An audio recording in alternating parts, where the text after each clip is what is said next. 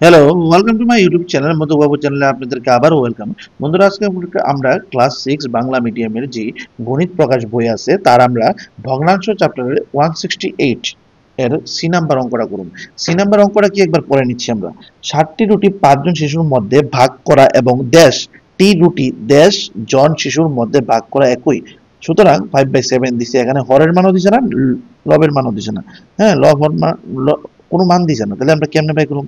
মনে রাখো আনসার অনেক কিছু হইতে পারে। আমরা এটা কিভাবে করতে পারি দেখো। আমরা এখানে ইচ্ছা আমাদের, এখানে আমরা 2 লিখতে পারি, 3 ও লিখতে পারি, নিচে 2 লিখলাম, উপরে 2 লিখব। তাহলে 7 দোকানে কত? 7 দোকানে কত? 14। আর 5 দোকানে কত? 10। তাহলে আনসার কি পেলাম? 10 ভাগের 10 ভাগের 14। তাহলে এটা আনসারটা অনেকভাবে হইতে পারে। তাহলে তোমরা লেখা দিতে পারো এরকম ভাবে। হ্যাঁ, 14টি 14টি রুটি 10 জন শিশুর মধ্যে ভাগ করা যায়। ঠিক আছে, ভাগ করা যায়।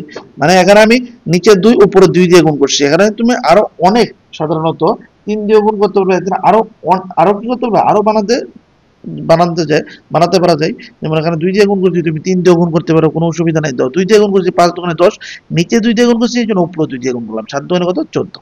ঠিক আছে, তাহলে 14টা রুটি 10 জন শিশুর মধ্যে ভাগ করেছি। ঠিক আছে বন্ধুরা, এরকম ভাবে ভিডিও পাওয়ার জন্য লাইক করে নেবে। কোনো ধরনের বুঝতে অসুবিধা হলে কমেন্ট করবে। বাই।